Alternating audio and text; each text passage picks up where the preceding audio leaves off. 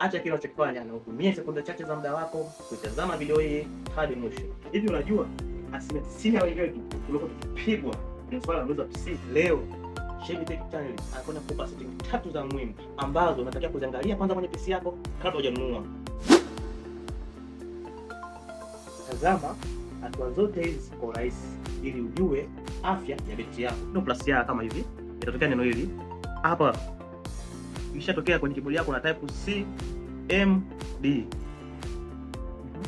Ukisha press enter kwenye screen yako kuna page kama itafunguka. Kwa hiyo hapo utaenda utaipa neno kama hili ambayo ni Power CFG Battery Report. Ukishaandika hilo neno utaenda kupress tena enter. Ukisha press enter itakuja information kama ambayo inakwambia battery life saved to file pass C user battery report HTML. Maana taarifa za battery kusio PC zimehifadhiwa kwenye HTML file ambayo kwenye PC yako. Kwa hiyo una cancel una close page kama hivi.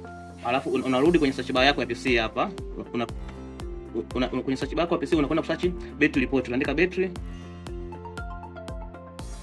report. Ambayo nilipo search imekuja hii hapa. Utaiplace hiyo hapo.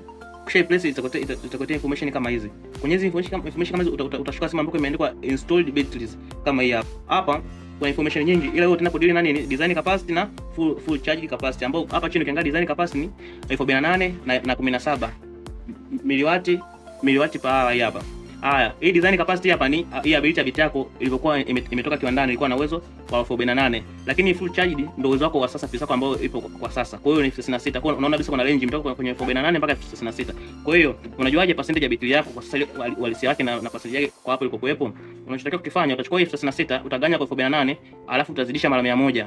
Percentage utaipata ndio performance ya betri yako kwa wakati huo. Je, na je utajuaje hii PC yangu kwa percentage ambayo nimeipata ipo katika level ipi, ya kwanza, ya kati au dhaifu? Utachotaka kufanya utakompea kwa level hii kuanzia 80 mpaka 100, inamaanisha ni high performance, betri yako iko vizuri. Ila kuanzia 70 mpaka 79 ni level ya kati, maana ni ya wastani, ipo vizuri, sio hajaribika kivile. Ila kuanzia 70 mpaka 0 maana betri yako katika hali mbaya. Kwa hiyo kama ukikutana PC kama dukani au shauri kununua, ila unashauriwa kununua kuanzia 70 mpaka 79, unashauriwa na kuelekea mpaka 100.